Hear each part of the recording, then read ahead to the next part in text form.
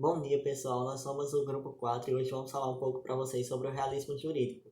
Bem, essa escola é uma escola de viés não cognitivista. Para eles, o direito decorre da decisão do intérprete. Ele se realiza a partir dessa decisão.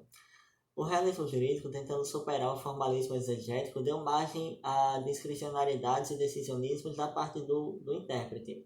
Não se percebe nessa escola, no realismo, a autonomia do direito, mas sim um forte ativismo judicial a partir do protagonismo dos juízes, porque o juiz, com as diversas oportunidades de resolução fornecidas pelo ordenamento jurídico, estaria autorizado a utilizá-las em suas decisões pela sua discricionariedade. E os realistas eles recusam a autonomia do direito, dizendo que as normas legais são enunciados metafísicos que, retoricamente, embasam as decisões judiciais.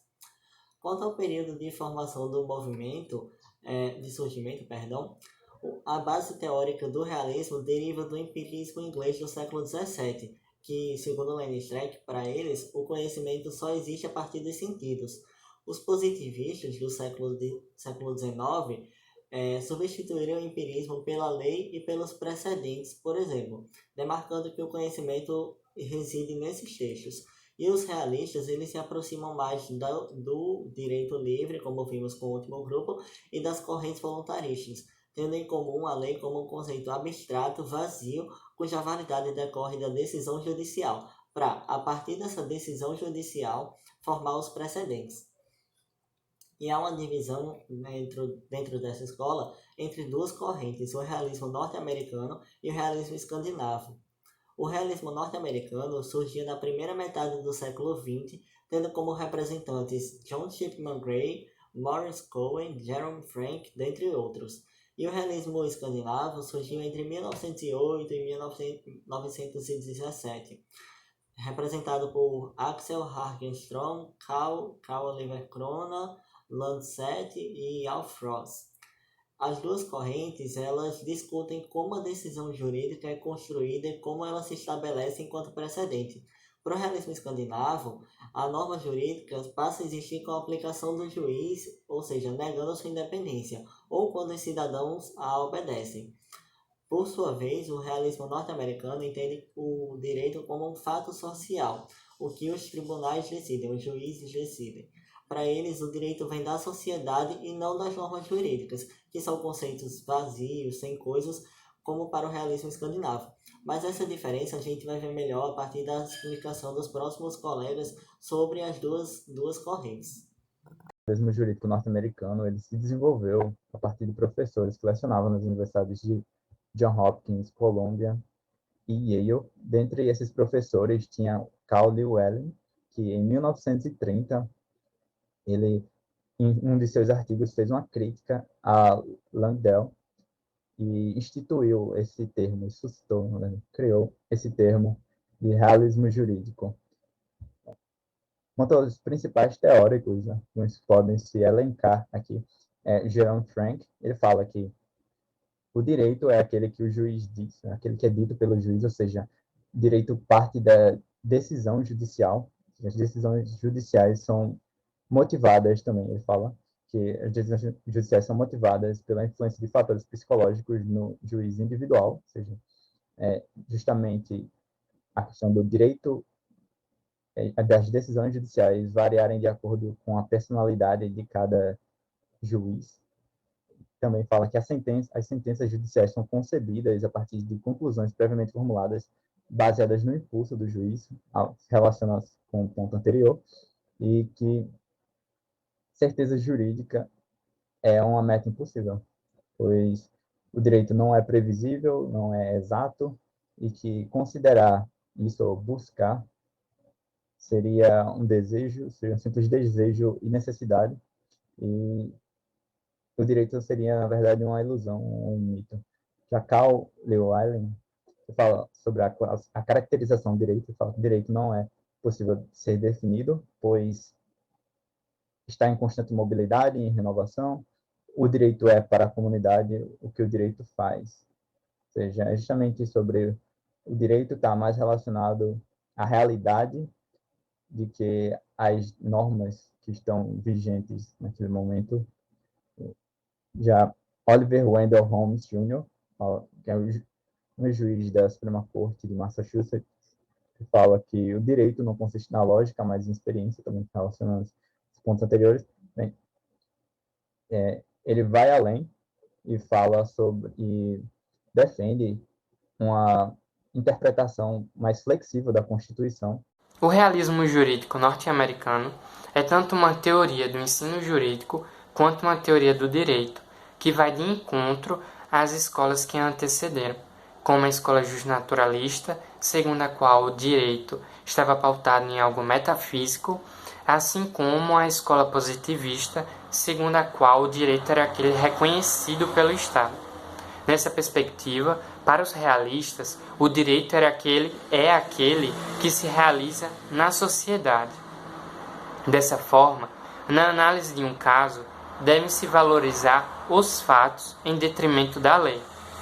Além disso, o juiz, durante a sua atividade, ele vai ser influenciado, reconhece-se a influência da sua ideologia e da sua personalidade na tomada de decisão.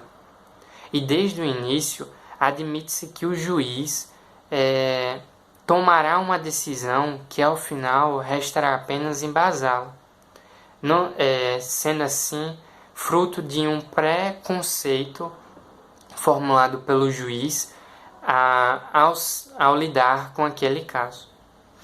Portanto, o direito é aquele que é aplicado e não o direito imposto abstratamente por meio das normas, dando assim um caráter de eficácia ao direito, priorizando-se a concretude. Outro ponto em relação à escola realista norte-americana é tocar nas feridas do direito. Nesse sentido, admite-se que a certeza jurídica, por exemplo, é uma meta inalcançável. E, sendo assim, o direito real e efetivo é aquele proferido pelos tribunais. Bom dia a todos, eu vou falar um pouco sobre o realismo jurídico escandinavo. O realismo jurídico escandinavo ele foi desenvolvido na escola de Uppsala e foi iniciado pelo filósofo Axel Hagneston, que terá sua teoria abordada mais à frente. O realismo escandinavo ele se opõe às outras doutrinas por ter uma posição mais empirista radical. Até mesmo do realismo norte-americano, ele se opõe por apresentar um viés mais de cunho filosófico. De maneira similar ao realismo norte-americano, o realismo escandinavo ele defende a necessidade de explicar o direito a partir dos seus fundamentos sociológicos. Nesse sentido, essa teoria ela vai defender que o direito é aquele decidido e aplicado pelos tribunais. Logo, as normas jurídicas, elas representam o direito não quando elas são criadas, mas a partir do momento em que elas são aplicadas pelos juízes e pelos particulares. Além disso, essa corrente não se interessa com a obrigação moral de acatar determinadas normas como normas jurídicas, mas eles buscam explicar que é na consciência psicológica dos juízes que mais se encontra o direito. Nesse sentido, eles deixam de lado duas das grandes correntes, grandes doutrinas, que é o positivismo, que defende um direito posto, e o justnaturalismo, mais voltado para uma explicação por meio da metafísica. Os escandinavos, eles se propuseram a construir uma teoria geral do direito, explicando o direito a partir dos fatos sociais, a partir da realidade social. Nesse sentido, eles defendem que o direito ele é mais encontrado na consciência psicológica dos indivíduos do que nas próprias normas legais ou mesmo nas próprias sanções em si. Nesse sentido, o realismo jurídico ele rejeita essa concepção de um direito natural, de um ideal absoluto de justiça e busca alcançar o direito a partir da realidade social. Em resumo, o realismo jurídico escandinavo ele tem um cunho mais filosófico e busca analisar o direito a partir da realidade social, a partir dos fatos sociais, deixando de lado esse aspecto normativo e buscando explicar o direito a partir de um prisma mais factual, devendo analisar como as normas se aplicam a partir de um fato e não como elas são positivadas. Axel Hagneston. O filósofo sueco, formado e professor da escola Uppsala, torna-se um dos fundadores do movimento realista judicial escandinavo. Esse movimento centra-se na realidade e faz uma defesa do direito como um fenômeno social e psicológico. Inspirado em Kant e defensor do empirismo, ele conceitua a realidade como tudo aquilo que é definido e faz críticas a palavras e expressões como direito e dever no meio jurídico pela sua incapacidade de serem cientificamente aplicadas, pois esses termos isoladamente apenas seriam capazes de direcionar as pessoas ao direito e ao dever, mas no fim era apenas fantasia. O dever, por exemplo, ele só se torna real e possível ao ser internalizado pela mente humana, tornando-se então capaz de ser estudado cientificamente. Alf Ross, escritor da obra Direito e Justiça, ele faz uma crítica ao realismo psicológico e uma análise do realismo comportamentista. Dinamarquês formado em Direito, ele defende que o ordenamento jurídico é aceito conforme a consciência psicológica social e que a concepção de direito é determinada conforme a realidade da sociedade.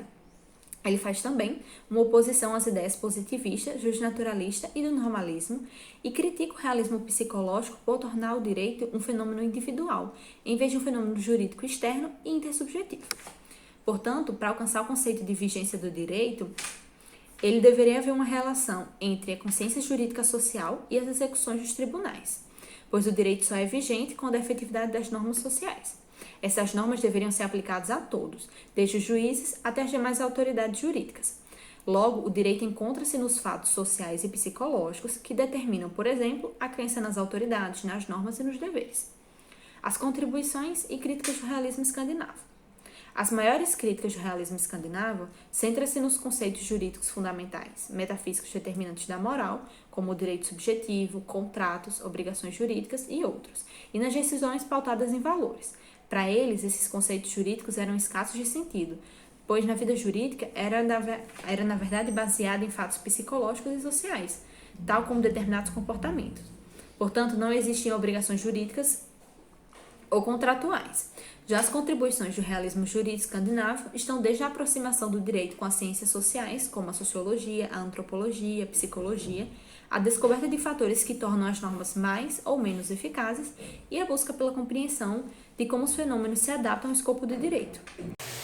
Após tratarmos sobre o realismo norte-americano e escandinavo, chegou a hora de falarmos um pouco sobre o realismo no Brasil, o qual surgiu na década de 30, na era Vargas, e teve como principal objetivo incorporar as ideias estrangeiras em nosso ordenamento. O realismo jurídico, ele contribuiu bastante para a formação dos sindicatos e a sua incorporação na Constituição de 1937, podendo ser observado, nesse caso, a preocupação da corrente realista com o eixo social. O realismo ele é muito comum no direito do trabalho. Coloquei na apresentação o caso de uma funcionária que teve seus direitos violados pelo fato de ela trabalhar em São Paulo, em Jundiaí, e a empresa terceirizada a qual ela prestava serviço era de Diadema. Só que ela acabou perdendo o seu emprego em Jundiaí e precisou ser deslocada para Diadema. Mas a empresa ela não cobriu os custos dela e ela todo dia viajava de um lugar para o outro, tinha as horas de trabalho e ela acabava sendo prejudicada. Poderia ser considerado um abuso. Nesse caso, o juiz ele se pautou em ideias realistas para resolver o caso e concedeu os pedidos de autora.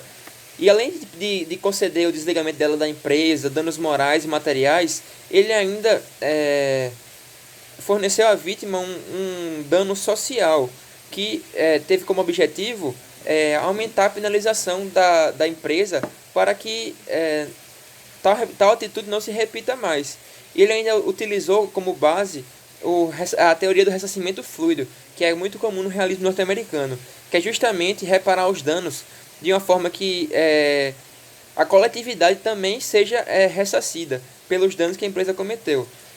Sendo assim, a gente pode observar que o eixo social na corrente realista é muito importante e muito nobre também. Bom dia, vamos falar agora um pouco do mundo literário, em especial do livro O Caso dos Exploradores de Caverna, que vem mostrar que alguns exploradores de cavernas ficaram presos em uma caverna sem acesso à comunicação com o mundo externo e que, depois do 20º dia, eles tiveram acesso a uma comunicação com a equipe de salvação e perguntaram, primeiro, se ainda demoraria muito tempo. Eles falaram que sim, demoraria bastante tempo ainda. E segundo, se eles comessem carne humana, poderia sobreviver por mais tempo. E também receberam informação que sim, sobreviveriam por mais tempo. O que acontece é que depois de algum tempo eles conseguiram ser resgatados e se descobriu que um deles foi morto exatamente para poder servir de carne para o resto do grupo poder sobreviver. Quando esse grupo de exploradores chegou ao mundo real, à sociedade, eles foram indicados ao crime de homicídio. E o caso e o livro é extremamente interessante porque ele mostra o julgamento deles, de cada juiz com uma visão de uma escola jurídica e sendo tanto a favor da condenação quanto contra a condenação. É extremamente interessante esse contraponto de escolas jurídicas. No caso, tem o último juiz, o juiz Handy, que é um juiz realista, como a minha escola jurídica, do realismo, e ele vota contra a condenação por dois motivos. Primeiro, pelo bom senso, porque a maior parte da população não queria condenação, e segundo, pelos precedentes, que o chefe do executivo não computaria a pena. No final do livro, temos a condenação do caso explorador de caverna e fica essa reflexão, se deveria ou não existir essa condenação. Muito obrigado. Então, turma, em síntese, o realismo é, em certa medida, uma contraposição ao legalismo. Assim, estudar direito para o realismo não seria um ato de conhecimento dos conjuntos legislativos existentes, conforme afirmava Jean-Jacques Rousseau, mas sim a realização de um esforço compreensivo baseado em uma análise comportamental daqueles que ocupam lugares de decisão, mais especificamente, decisão judicial. Neste sentido, o jurista Oliver W. Holmes diz que o direito é a profecia do que as cortes de fato farão. Essa frase em inglês que aparece na tela. Isto é, por mais que se esforce, o máximo que o estudioso do direito, através das leis e normas, conseguirá fazer, será uma profecia, uma previsão daquilo que no futuro decidirão os tribunais. Dito isso, porém, alguns autores apontam uma falha na vertente realista. Ela não traz segurança jurídica. Isto porque, como cada juiz, no caso concreto, fará e não meramente dirá o direito, diminui a previsibilidade das decisões judiciais. Neste viés, destacamos casos de julgado do STF acerca do porte de arma ser crime, dependendo ou não da danosidade da conduta. Isto é, em 2004, no recurso do habeas corpus 81.057 de São Paulo, os ministros Sepúlveda e César Peluso defenderam que o mero porte da arma previsto na Lei 9437 de 97, em que não há ofensa ao bem jurídico tutelado, configuraria como conduta atípica e, portanto, não seria crime. Seria o caso, por exemplo, de andar com arma sem munição, ou andar com munição, mas sem arma. Esse entendimento, porém, foi derrubado em 2012, após a saída dos respectivos ministros, considerando que, comprovado o porte da arma, seria irrelevante discutir a ofensividade real ou não da conduta. As decisões abaixo que nós destacamos comprovam esse entendimento do STF. Ou seja, mesmo em 2004, haviam outros ministros que concordavam com esse entendimento atual, porém ele só foi consolidado em 2012, após a saída dos ministros citados. O que demonstra que depender da decisão judicial tão somente acima das leis abstratas, como propõe o realismo, abre uma margem para a imprevisibilidade das sentenças. Por fim, trazemos um quadro de resumo agora, que consideramos essencial sobre esse tópico, o realismo jurídico. Destacamos que, evidentemente, tal resumo não é suficiente para concluir o estudo em questão, mas serve de direcionador acerca dos tópicos